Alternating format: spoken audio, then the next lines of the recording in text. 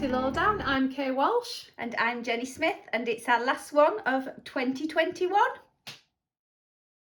L is for love, and we are loving the fact that Liberty, our favourite star in the world, is going to be on TV on Monday the 20th of December on Channel 4 at 9 p.m. So there's going to be a programme that is behind the scenes at Liberty as they prepare for Christmas. You'll meet members of staff, you'll get to see lots of sneak peeks about the workings of the store out of hours, and meet some interesting characters. It'll be lots of fun, really nice start to Christmas, so tune in and watch if you can.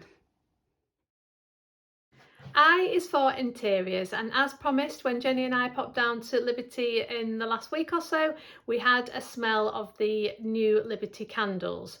Now, the top tip is, if you are managing to actually go to store or trying any other candles, if they've got them sitting under like a glass cloche, the idea is that you pick that up and you smell inside the glass canister, not the candle itself. Apparently that gives you a better sense of what the candle will actually smell like. So I'm going to talk you through what we thought of the 4 different ones that were there in store.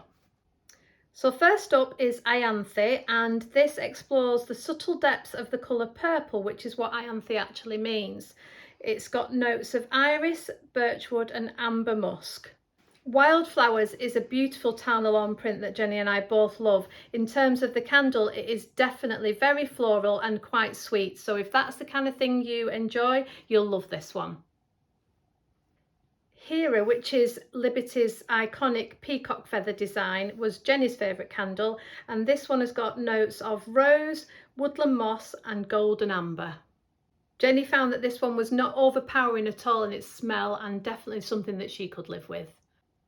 The final one is Faraway Palm, which turned out to be my favourite one, which I wouldn't have necessarily guessed just by reading the descriptions or picking the fabric, even though it has got a blue box. Faraway Palm has got notes of damask rose and spiced cassis and a little bit of a woody scent to it as well, and yes, was definitely my favourite. So we were also impressed with the actual size of the candles. It's hard to tell when you're just looking online what they might be like. They're 300 grams and they are a really decent size. They're a reusable heavy glass vessel, and obviously the boxes are beautiful as well with the fabric print on the outside. B this time is for beauty, and hopefully you've seen that Jenny and I have been going through the Liberty Beauty Advent Calendar every day and discussing the different products that come into it. So take a look in Jenny's Instagram highlights to see what we've discussed so far. So we thought we would go through some of our favourites that we've enjoyed. Yeah, just a couple.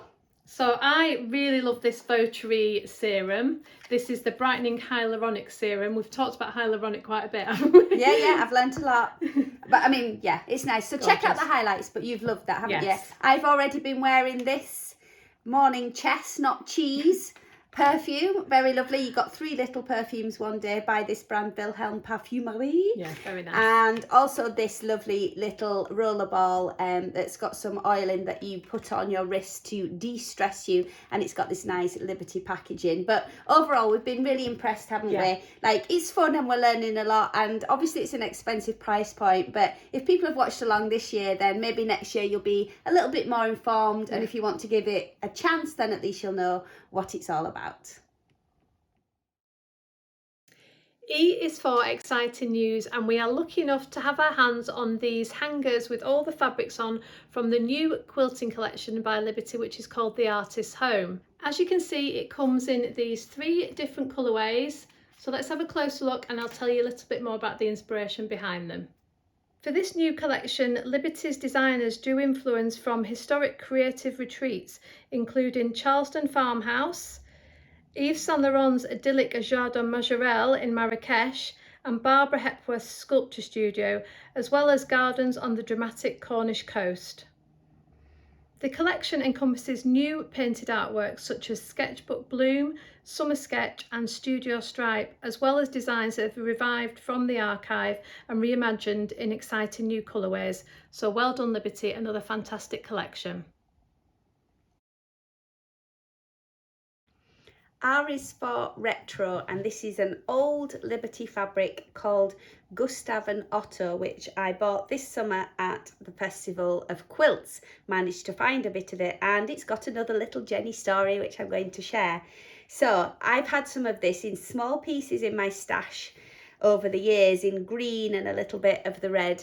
And when I first went to Liberty's, before I was writing the book, I had a meeting with Anna Baruma, who's the head archivist there. I'd never met her before in my life, didn't know too much about her or that she'd ever designed any fabric for Liberty. And randomly during our conversation at one point I said, oh, and I love that print, Gustav and Otto, with the little geckos and the kind of Gustav Klimt swirls. And she said to me, I designed that. She said, we went on a field trip to Vienna and obviously saw the paintings of Gustav Klimt. And then she said, outside of one of the museums, there was a big stone sculpture of a gecko, which inspired the cute little creatures that are crawling in amongst the curves and spirals of this fabric. She doesn't design many fabrics for Liberty. She's done a few over the years. So I was like, maybe this is serendipity, because I don't know, then suddenly it was like we had a connection. Of all the fabrics I could have chosen to talk about on that day, the one I mentioned was one that she'd actually designed. So we got off to a lovely start and then went on to work together for the book. So I've got now about 3 meters of this, and I'm going to try on Kay's cuff dress that she made in the beautiful Tresco Midnight colourway from Alice Caroline earlier this year, and see if that pattern would work. I just want something quite simple, and I'm thinking I might even whip it up in time for Christmas, because it's a simple pattern to sew and this red would look very festive on Christmas Day. T is for Tana Lawn, and here I've got this wonderful Christmas print that I bought in the store last week. I tried to resist this for a while. I've got this other Christmas fabric, so I wasn't going to make a new garment because this Liberty Christmas print I love, and I've got lots of wear in this top. So I just went for a meter. I had proper FOMO online when I kept seeing what other people were doing with this. Lisa Morris has Pussy cut the envelopes and just made some really sweet little Christmas decorations, which it's perfect for. These envelopes easily cut out, just the right shape to hang on the tree. So I want to play with those. And also Suzanne Campion made this incredible quilted little envelope that you open up to put letters to Santa in, with cathedral windows and everything on there. Look at this, it's just stunning. I mean, Suzanne's work is always amazing, and we mention her a lot in this show, but she does deserve a lot of Liberty love for all that she creates. When this popped up in our show the other week, we said we thought it might have been designed by Adam Herbert at the Liberty Design Studio. Those cute little owls seem to have his stamp all over them, literally.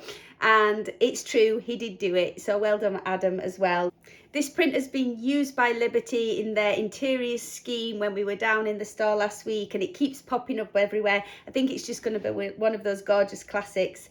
So I'm pleased I did manage to snag a little bit. Kay wasn't so lucky. The Wiltshire Stars on Tana Lawn had completely sold out. There was still some on the mannequins in the store, and they wouldn't let us buy it. They said no, and we're fed up of customers asking, you can't have the meterage from the mannequins.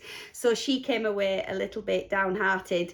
The top tip is, if you see a Liberty print and you want it, you've got to buy it when the time is now. There's never time to wait, because sometimes when they're gone, they're gone. She'll have to see if it comes back, or maybe if Santa has saved a little bit, who knows. Y is for Your Makes, and this time we wanted to give a big shout out to Sue Davis Haller, who has made a zigzag quilt from the Quilting with Liberty Fabrics book. As you can see here, she's done it in gorgeous pinks, and she's done it as part of Alice Caroline's SOS quilt project. So one very lucky person is going to get gifted this quilt for life. To find out more about the fantastic SOS quilt project, take a look at Alice Caroline's website. Thank you for watching our Lowdown this year, and thank you to all the amazing people who are always creating with Liberty Fabrics. Yes. Always inspiring us. Always inspiring. We never get bored of doing this. Thank you. Have a wonderful Christmas. Keep curious. And love Liberty. Bye from Gareth, who came with me earlier this year, who was looking a bit lonesome in the corner. So we'll see you soon. Bye. Take care.